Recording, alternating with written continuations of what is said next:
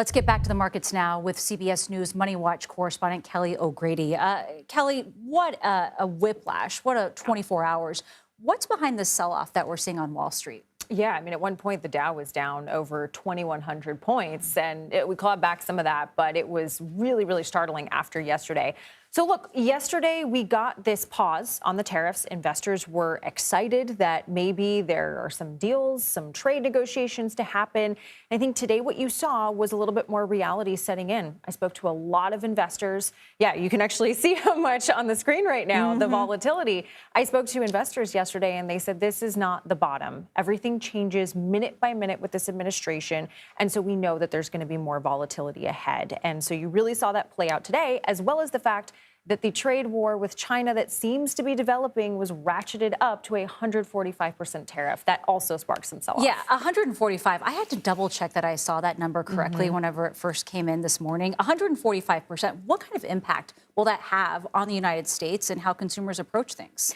Well, I mean, it seems rather obvious, but prices are likely going to go up. Think about it. If a product costs $100 when a buyer purchases it, it comes across the border, that buyer is going to pay $145 on top of that product just to get it into the country. That's going to be impossible for them to absorb completely. So it's likely going to be at least some of it passed on to you and me. I want to turn also to the CPI report, which has gotten a lot of headlines today. It shows inflation rose at an annual rate of 2.4% last month. Of course, it doesn't reflect the full impact of the president's tariffs yet. But what can we take away from this? What can we read into this? So if I'm the Federal Reserve, this is an important report for me, and I'm saying, okay, you know what? Inflation is actually moving in the right direction. We've had two consecutive reports under the Trump administration. This is a good report card. We are seeing inflation move in the right direction. I think where, as you pointed out, this doesn't show the impact of the tariffs. But the good news is that inflation everywhere else seems to be moving in the right direction. Gas prices are coming down. The wild card is tariffs.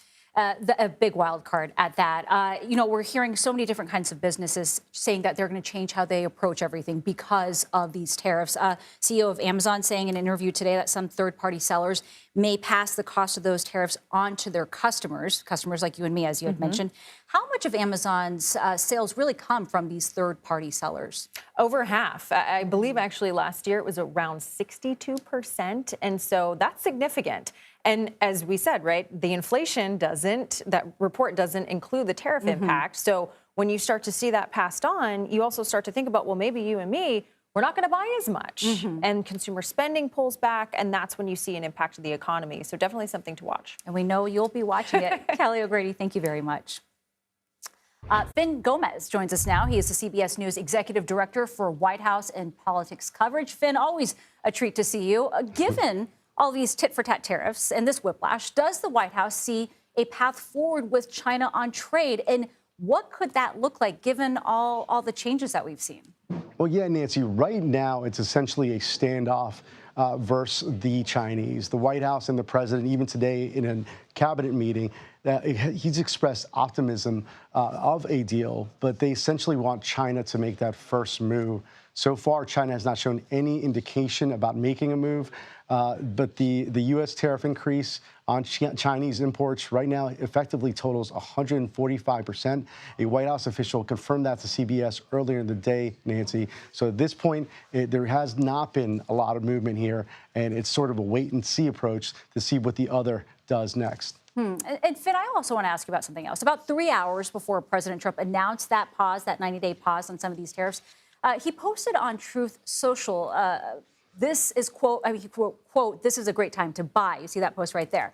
Now, we saw how the markets shot up once that pause went into effect, but some Democrats, they're calling this market manipulation. So how is the White House responding on all of this? Yeah, we spoke to the White House earlier today, and they essentially have laughed it off, Nancy, that they've denied that President Trump was engaged in any market manipulation. And you're right, Democratic Senators Adam Schiff of California and Ruben Gallego of Arizona, they sent a letter today, Nancy, to the White House Chief of Staff, Susie Wiles, and also Trade Representative Jamieson Greer, asking for an investigation into potential conflicts of interest here over that tweet, over that X post from the president.